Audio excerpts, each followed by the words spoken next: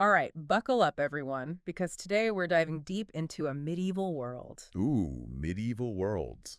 My favorite. But here's the thing. What's that? This isn't your typical, fantasy RPG medieval world full of elves and magic swords. Right. We're talking Lion and Dragon. Okay, Lion Dragon. This tabletop RPG rulebook that really flips the script on how we usually think about knights and dragons and magic and all that. I'm intrigued. Tell me more. It's fascinating. So Yeah. it throws out all those typical fantasy tropes that we've become so used to. The cliches. Exactly. And instead, it just dives headfirst into the realities, the nitty-gritty of what medieval life was really like. Oh. So we're talking authentic social structures, magic systems that are based on real grimoires.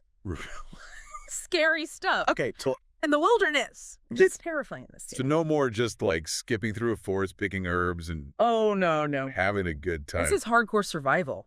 Lion and Dragon really wants to emphasize historical accuracy. So think about it. Right.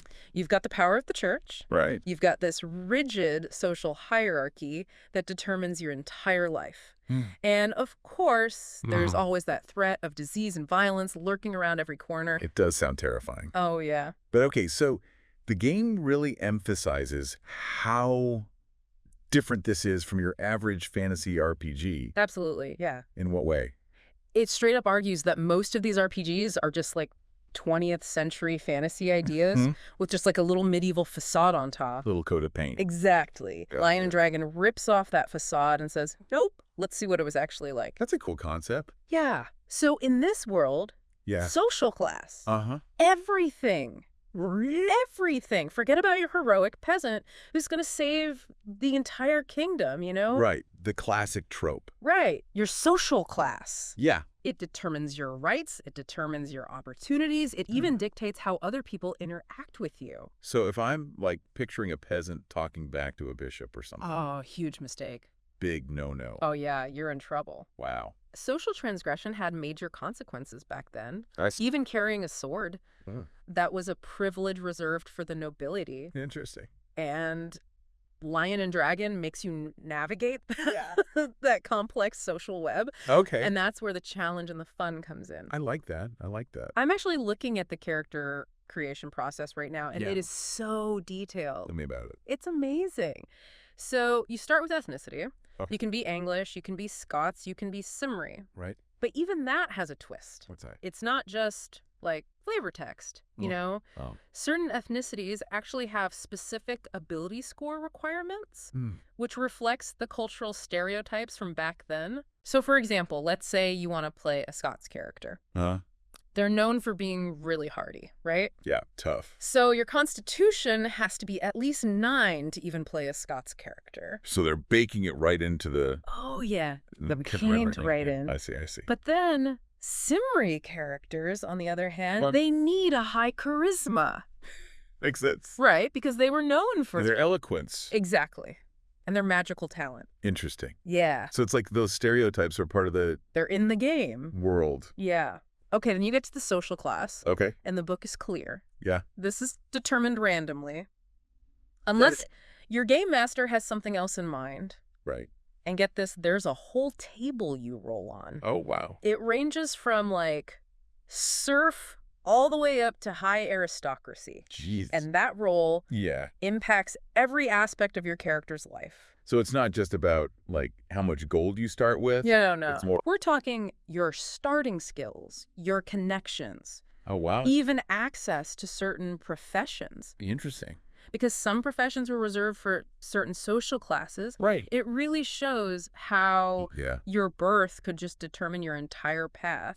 Your destiny. Yeah, in the medieval period. Yeah. No social mobility. Oh, there's more. More Hold on. You also have to roll on this table called prior history, prior history. Okay. which adds this unique element Uh-huh. to your character's past. Okay. So, for instance, you might roll saved a lord. Saved a lord.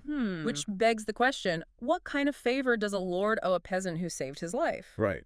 What could a peasant even ask for? Exactly. It's That's like a seed for adventure right there. Yeah, that's cool. Yeah, and then you get into, your age, your appearance, Uh-huh. your sex, and the book even acknowledges Okay. the specific challenges that female characters would face in a truly medieval setting. Well, yeah, I mean, It's important to be yeah. historically accurate. Right. We want to be historically accurate, but Yeah. we also want players to have, Agency. agency and explore different character concepts. Right. It's a balancing act. Definitely. And then there's family. Family. You roll to determine how big your family is. Okay. If your siblings are even still alive. Wow. Your birth order. So, like, if you're the oldest... Imagine the pressure of Yes. being the eldest male heir. Oh, the weight of the world on your shoulders. It's intense. All these roles add a whole other dimension to Yeah. your character and give them these connections and obligations Right. that can affect their decisions throughout the entire game. It makes sense. Yeah. And of course, Right. you start with equipment based on your social class. Right, right. So a peasant might have, Some basic tools. yeah, like farming tools. Yeah. But a knight is going to be decked out in armor, Full plate. war horse, the whole 9 yards. Yeah. That's It's the a stark reminder. The big difference of those disparities in wealth and resources Yeah. that existed in medieval society. For sure. So we can see Lion and Dragon really nails the historical accuracy and the realities of medieval life. Yeah. But what about the world itself? What's it like adventuring Oh, that's a good question. in this setting? Yeah, so. Well, the world of Lion and Dragon is just as unforgiving Oh. as its social structure. Oh. Yeah, you've got this wilderness Yeah. that's teeming with dangerous creatures. Mm. And rebellion Yeah. is seen as this catastrophic threat to order. So they really want to drive that point home, huh? Oh, yeah. They're like, this is serious business. Gotcha. Because it mirrors, again, Yeah. historical reality, life in the Middle Ages, Yeah. precarious. Very precarious. Yeah, so much for that relaxing stroll through the forest. Right. You mentioned that earlier. Every step you take outside the safety of civilization Yeah. is a calculated risk in Lion and Dragon. And I feel like that would add to the excitement, though. Right. Oh, absolutely. Yeah, the tension is Yeah, the stakes are higher. high. Okay, I have to ask about magic. Magic, okay.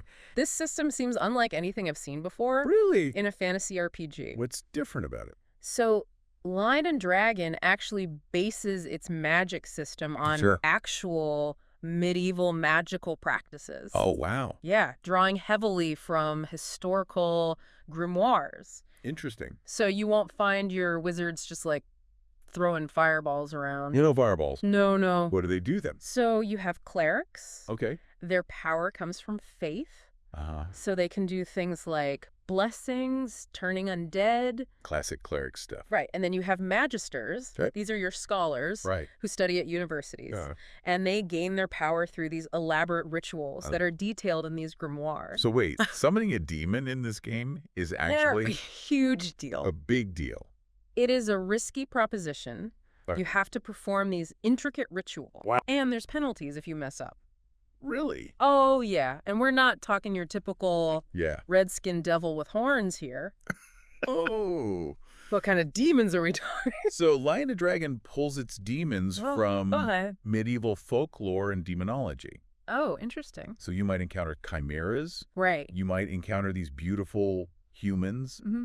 that are actually demons in disguise, Okay. or even just these amorphous entities. So a variety. Oh, yeah, lots of variety. And their powers are tied to their rank. Oh, that makes sense. So the higher the rank, the more terrifying the abilities. Makes sense. So magic in this world is Yeah. a force to be reckoned with, You don't want to mess with it. not just a tool for adventurers to exploit. Right. It's a double-edged sword. Yeah. It can do great good, Yeah. but there's significant risks to anyone who tries to use it, Gotcha. which makes me think about alchemy. Alchemy. Okay. It's not just brewing potions in Lion and Dragon. It's not. No. What else is it? Alchemy in this game Yeah. ranges from creating basic substances Uh-huh. all the way to attempting those legendary feats of the great work, like brewing the elixir of life Whoa. or creating the philosopher's stone. Because they're going all out with this. Yeah, it acknowledges that full spectrum Okay. of alchemical practices from the practical to the fantastic. Right. Yeah, and the rule book even gives you That's it. specific examples. Okay, like what? So you can try to create, for instance, alkalist, the Alkalist. super powerful acid Oh, jeez. that can eat through almost anything. That sounds dangerous. Oh, it is. Yeah. But of course, there's always the risk Right. of a mishap in your lab. Yeah, you could blow yourself up. Exactly. Yeah. And then you have something called a Byzantine dragonfire. Byzantine dragonfire. Okay, that's It's amazing. pretty cool. So it's this substance that burns with this intense green flame. Green flame. And it's almost impossible to put out. Oh, geez. And get this. The recipe calls for dragon droppings. Dragon droppings. That's amazing. It's amazing. But it shows Yeah. the lengths that these medieval alchemists had to go to find those ingredients. To get their hands on that stuff. It's not just about throwing things in a cauldron. No. It highlights their ingenuity. Their resourcefulness. Yeah.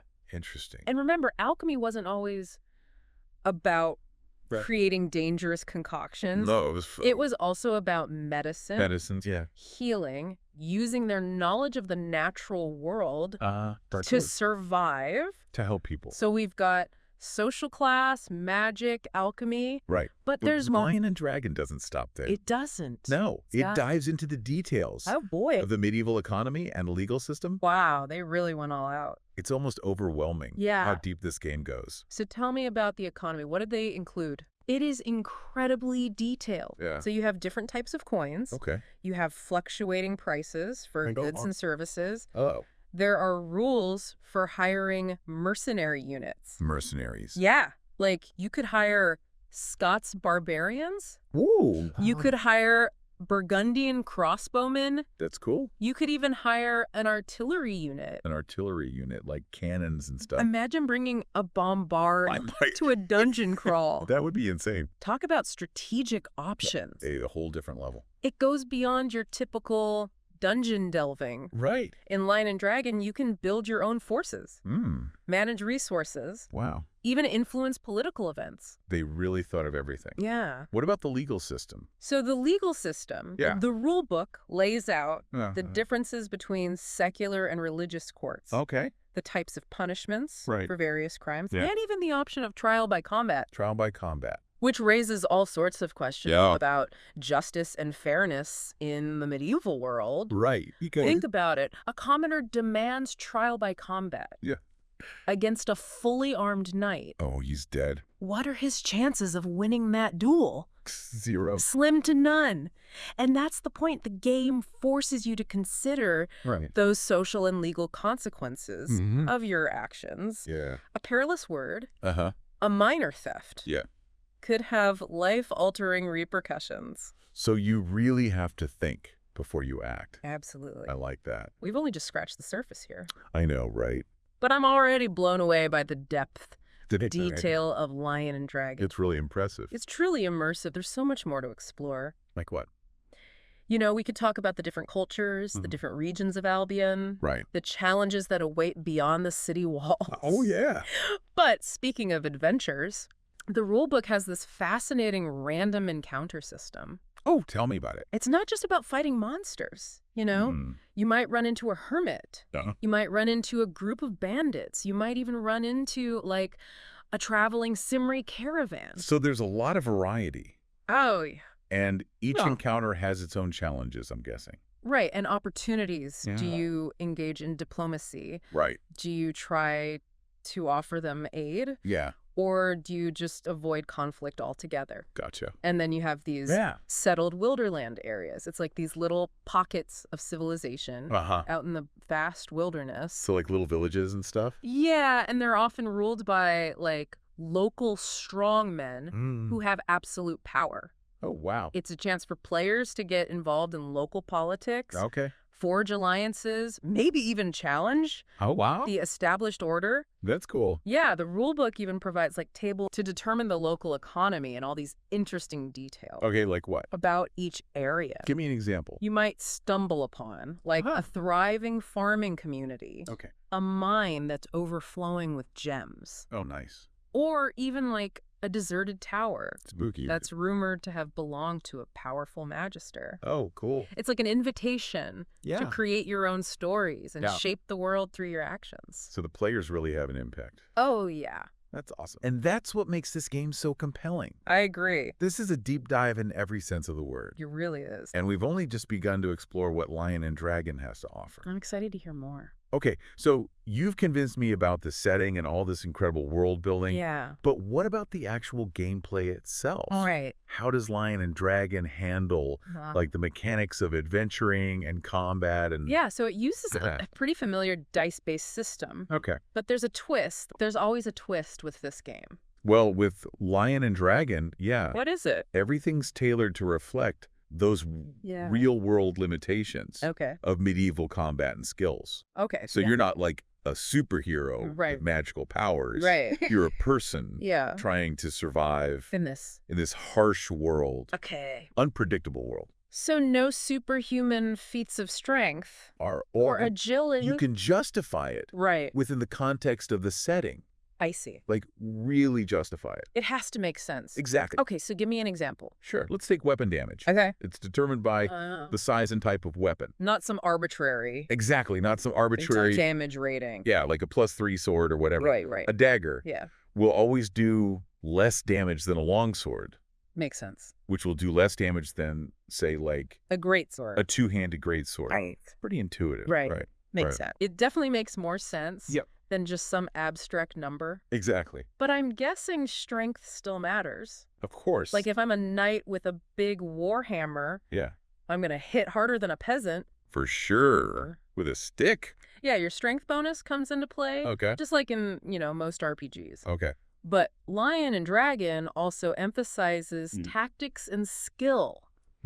Like a nimble thief Okay. with a dagger can still be deadly. Right. Especially if they use those backstabbing rules. Oh, interesting. So the game rewards clever play. Okay. Regardless of your Physical prowess. physical prowess. Yeah. Okay, that makes sense. Yeah. Tell me about skills. Okay. What kind of abilities? So you've got your traditional combat skills. Like swordsmanship and Swordsmanship, archery, dodging, all that. dodging. Yeah. But Lion and Dragon also includes a wide range of specialized skills. Reflecting the diverse expertise that people had in the medieval period. So what? Give me some examples. Sure, you could be skilled in wilderness lore. Oh, yeah. Apothecary. Heraldry. Okay. Even puffery. Puffery. Yeah. What in the world is puffery? It's the art of alchemy from, creating basic substances That's all encompassing. to those grand alchemical feats that we talked about. Yeah, the elixir of life. The elixir of life. The philosopher's stone. The philosopher's stone, yeah. Okay. The higher your puffery skill, the more complex and potent your alchemical creations can be.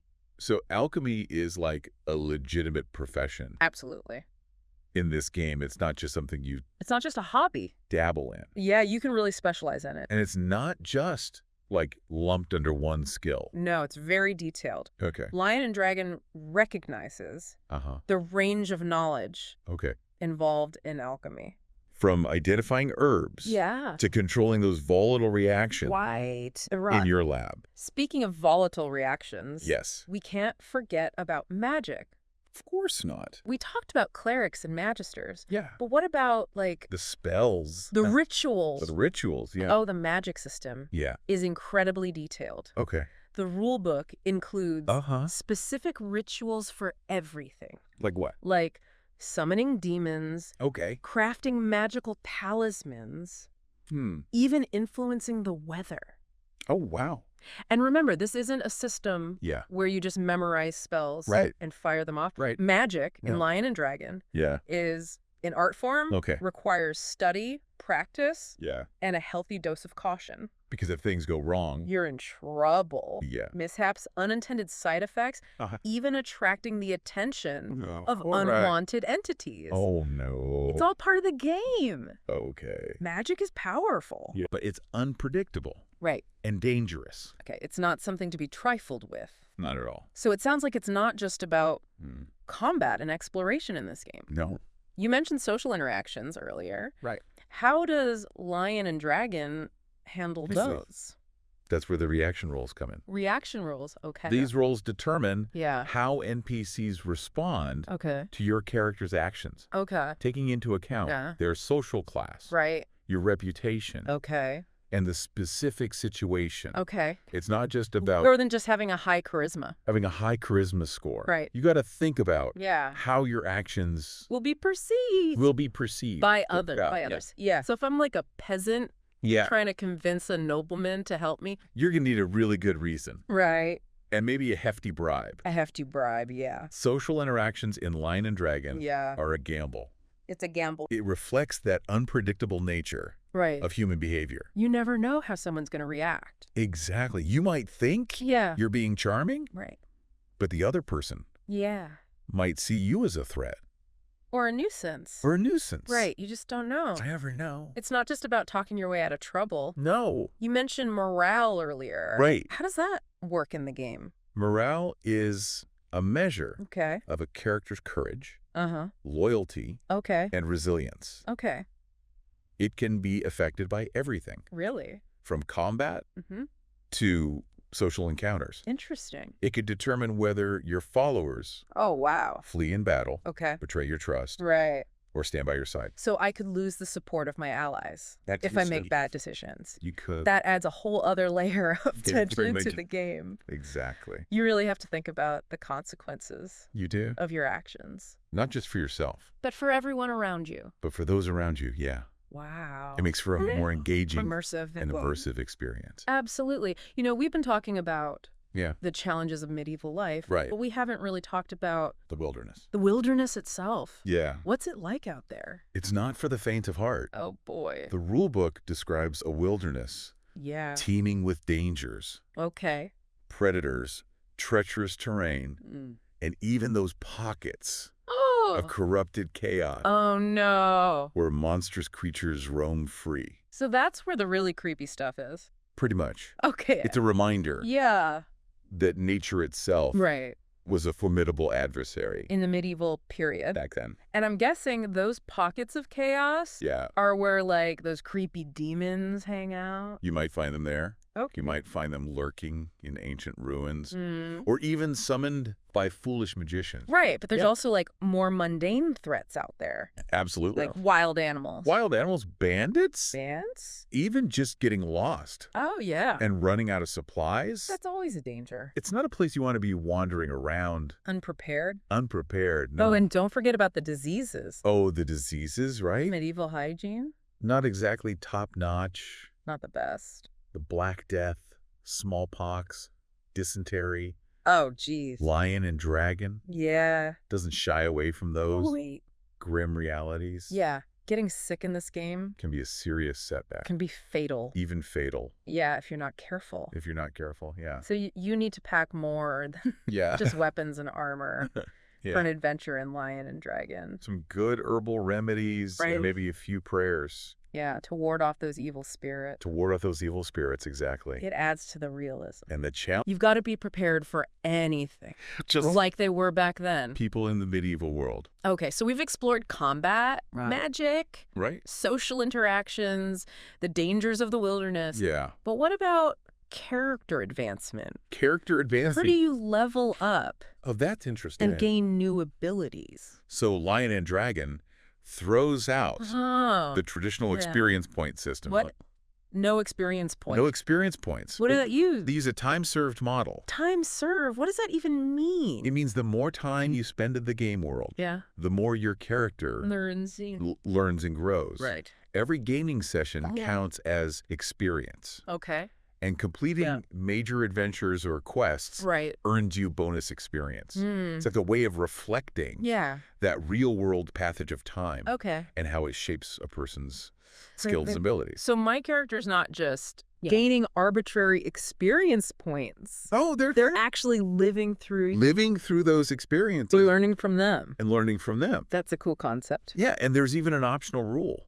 Where the group yeah. can vote Okay. for the best role player. Oh, interesting. Each session Uh-huh. awarding them extra experience So it encourages people to really to really embody their character and contribute to the story. and contribute to the story. Yeah. That's cool. That's a cool mechanic. Rewards Yeah. creativity and immersion. And if the game master wants to add an extra layer of realism, Uh-huh. they can actually require players to dedicate training time Oh, between levels. yeah. So it reflects the time and effort Yeah. that it takes to master new skills It makes sense. Yeah. in the real world. Like an apprenticeship. Exactly. You have to put in the hours to become Yeah. a master swordsman. Or a skilled alchemist. It emphasizes that character advancement Right. isn't just about Yeah. magically gaining new powers. It's about dedication, practice, dedication, practice, and learning from your experiences. It's like that. Yeah.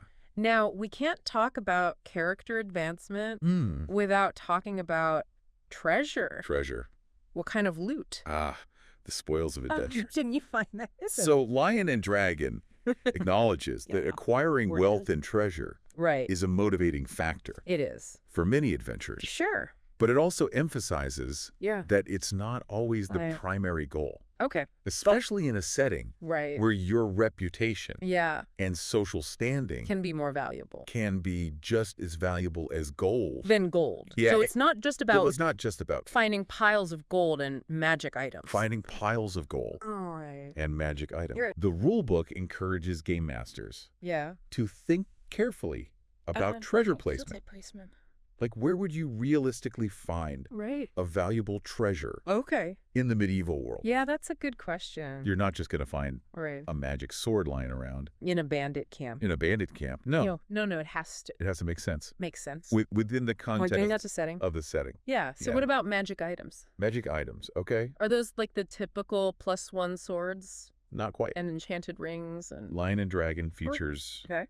unique and historically inspired magic items, Okay. each with its own Yeah. story and quirks. Give me some examples.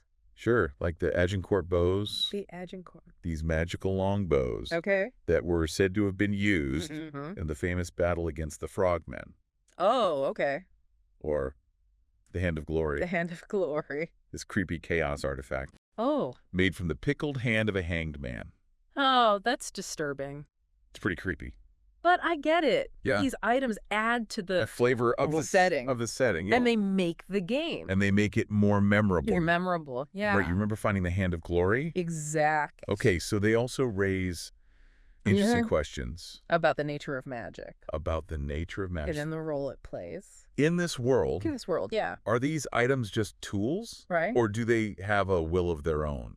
It's something for know. players. And game masters. And game For masters. they explore together. Okay, speaking of exploration, Yeah, we've spent a lot of time talking about the mechanics the mechanics of the game. of Lion and Dragon. But what about the creatures Oh, the creatures. and the adversaries? Yes, What kind of monsters can we encounter? that's where things get really interesting. Because Lion and Dragon doesn't just rely Right. on the standard fantasy bestiary. Okay. It draws inspiration from medieval folklore, mythology, Mythology. Okay. and even historical accounts. So we might encounter You might encounter wolves, wolves. Yeah. Bears. Okay. but you might also run into giant frogs, Giant frogs. chaos slimes, Chaos slimes. Okay. or the dreaded frogmen, The frogmen. those amphibious humanoids Okay. who pose a constant threat The- to human settlement. The frogmen? Yeah,